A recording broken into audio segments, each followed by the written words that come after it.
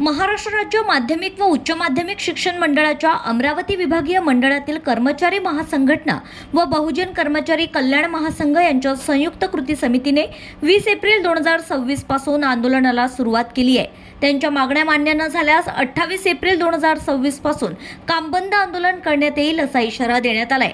मंडळ हे 1965च्या अधिनियमाअंतर्गत स्थापन झालेले स्वायत्त शैक्षणिक संस्थान असून राज्यात एकूण 9 विभागीय मंडळे कार्यरत आहेत।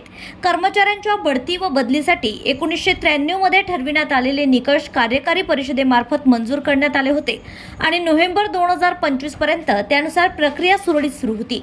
मात्र डिसेंबर 2025 पासून IAS अधिकारी राज्य मंडळ अध्यक्ष म्हणून नियुक्त झाल्यानंतर कर्मचारी संघटनांशी कोणतीही चर्चा न करता कार्यकारी परिषदेत ठराव घेऊन जुन्या निकषांना बाजूला सारत शासकीय बदली विनियम 2005 लागू करण्याचा प्रयत्न सुरू करण्यात आला आहे।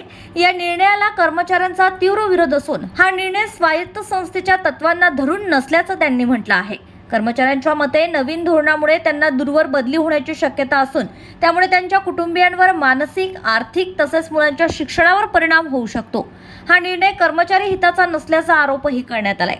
याशिवाय मंडळात एकूण 591 पदांपैकी 386 कनिष्ठ लिपिक पदे रिक्त आहेत। ही पदे न भरल्यामुळे कार्यरत कर्मचाऱ्यांवर अतिरिक्त कामाचा ताण पडत असूनही ते परीक्षा व निकालाशी संबंधित कामे वेळेत पूर्ण करत आहेत, तरीही प्रशासनाकडून या प्रश्नांकडे दुर्लक्ष होत असल्याचा आरोप संघटनांनी केला आहे। या सर्व बाबींवर कर्मचारी संघटनांनी वारंवार पत्रव्यवहार करून प्रशासनाचं लक्ष वेधलं, मात्र कोणताही ठोस प्रतिसाद न मिळाल्याने आंदोलनाचा मार्ग स्वीकारावा लागल्याचं संयुक्त कृती समितीने स्पष्ट केलंय। डिसेंबर 2025 पासून